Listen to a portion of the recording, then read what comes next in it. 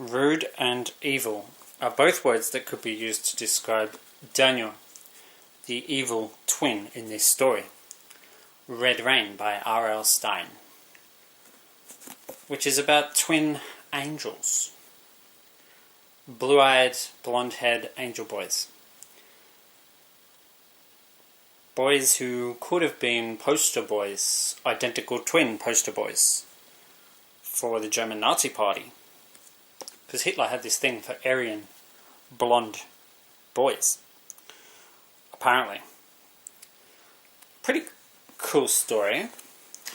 Today is 48 days away from Friday the 9th of March 2018, and that's the birthday of my former partner and my best friend, who I was brutally separated from, not by Adolf Hitler and the German Nazi Party, but by Peter Dutton and the Australian Department of Immigration and Border Protection a couple of years ago.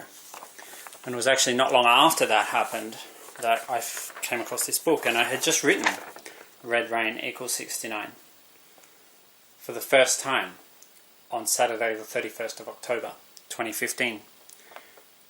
And then I went to the library because we had no working internet at my place, and I was using the Wi-Fi there, and I was on my laptop, and I looked up and saw this book sitting on the shelf, and I was like, wow, I just wrote Red Rain equals 69 like not 2 hours ago. So of course I borrowed the book and read it, and like I said, it's about twin angel boys.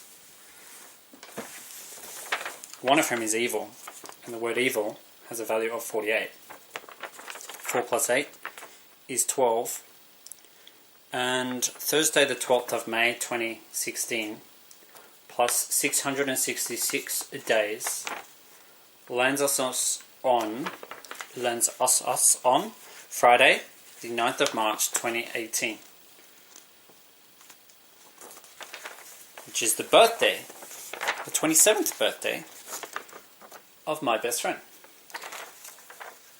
So it kind of fits, and the name Riley, which is on the tropical cyclone name list this year, has a value of 69, which is the same as Red Boy, and it's the same as Red Rain. 69. And the boy who told me that Wetterling, the surname Wetterling, translates from German into English as weather child, who actually grew up in Germany, his birthday is on the 6th of the 9th. 6 plus 9 is 15, and that's how old he turned on the 6th of September last year. And his birthday coincided with Hurricane Jose becoming Hurricane Jose. It was Tropical Storm Jose the day before, and then it was Hurricane Jose on his birthday. And at the same time, Hurricane Irma was a 185 mile per hour super hurricane, or super typhoon equivalent. So, have faith, Josh, 10, 9:45 was a message I saw as I was waking up from a dream, going back to Saturday, 12th of May, 2012.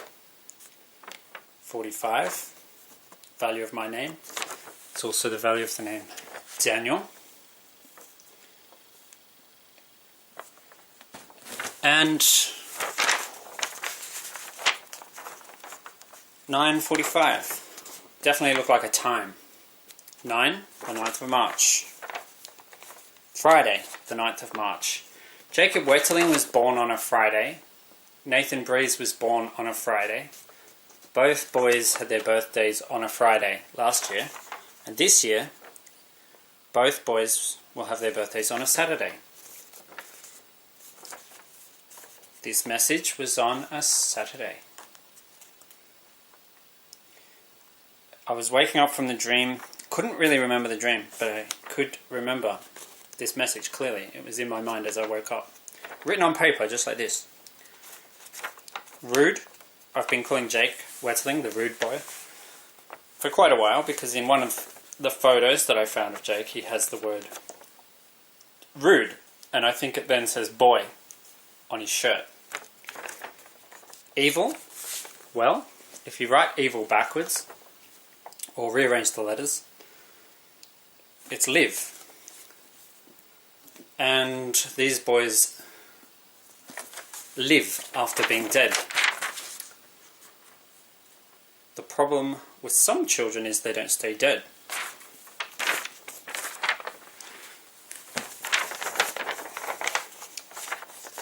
I don't personally think that's a problem, especially when you, as someone who's been the victim of bullying by people who are definitely alive.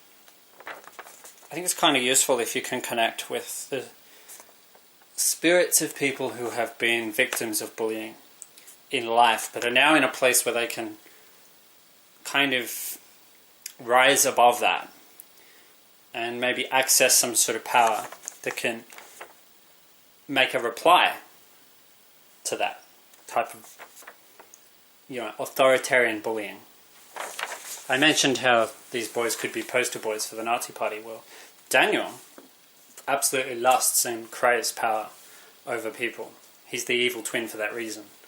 He's the schemer, he's the one who eggs Samuel on. And more than that, pretty much forces him to do what he wants him to do. It's kind of a weird dynamic, because Samuel's the one with the psychic ability. He has pyrokinesis, he can make fire with his eyes, which is pretty wild. He can also hypnotize people. And then Daniel has the pretty simple task of programming them to do what he wants them to do. In the real world, it tends to be politicians and people in power who have that ability to program people and to program society and program people to do what they want them to do. The education system is designed to program people in certain ways, to think in certain ways, and not to question authority is a big thing these days, because Australia is becoming more and more authoritarian, more and more of a top-down kind of government. All layers of government are becoming that way. And when you go and vote at election time, you've got a choice. You can vote for Liberal or Labor. This bunch of thugs, or this bunch of thugs, more or less, because big political parties do behave as groups of thugs. Daniel wants to rule the school. And he does rule the school. And that's why he's the evil twin.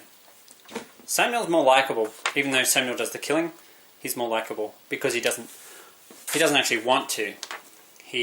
Samuel would be quite happy just to sit back, enjoy the sunshine, enjoy the waves on the beach, whatever. And he resents Daniel for being so impatient. And Daniel can't wait. He can't wait to have power over people. So yeah, Daniel is like a Nazi. He is like a power-hungry politician in some ways, because he craves that power, the power trip. And when you're the victim of someone who likes being on a power trip, it could be a bad parent, it could be a stranger in a park, it could be a politician. Evil equals 48. We are 48 days away from Friday, 9th of March 2018. Red Rain is 69, Riley is 69. And I'm about to play, today, Saturday. Today is Saturday, the 20th of January 2018. And it's 1 year today since Donald Trump was inaugurated. Donald Trump. President Donald Trump. Let's look at some news before I run out of battery. United States Vice President Mike Pence is heading to the Middle East this weekend, hoping to repair significantly strained relations in the region. He'll meet with leaders in Israel, Egypt and Jordan, but he's being snubbed by several other political and religious leaders.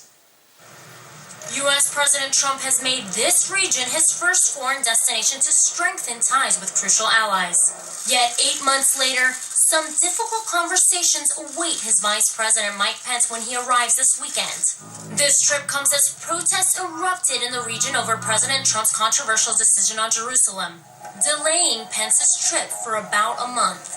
It is time to officially recognize Jerusalem as the capital of Israel. And now, in protest of that decision and plans to move the U.S. Embassy from Tel Aviv to Jerusalem, Palestinian Authority leader Mahmoud Abbas will not meet with Pence. Pence's trip will focus on combating terrorism and assisting persecuted religious minorities. His travels will start in Egypt, where he will meet with President Abdel Fattah al-Sisi. Then, Pence will make his way to Jordan, where he will meet with King Abdullah. But already, top Christian and Muslim leaders have refused to meet with him. Not the case with Jewish leaders. Mike Pence will cap off his trip in Israel, where he will meet with Prime Minister Benjamin Netanyahu. But tensions in the region are still running high, following an announcement that the U.S. will hold back more than half of the funding it provides for an agency that supports Palestinian refugees. Cutting off the aid for the refugees is going to look as mean-spirited, vindictive, and parochial and nasty. The U.S. State Department says the decision to withhold more than $65 million is to seek reforms at the United Nations Relief Agency, insisting the decision was not politically motivated.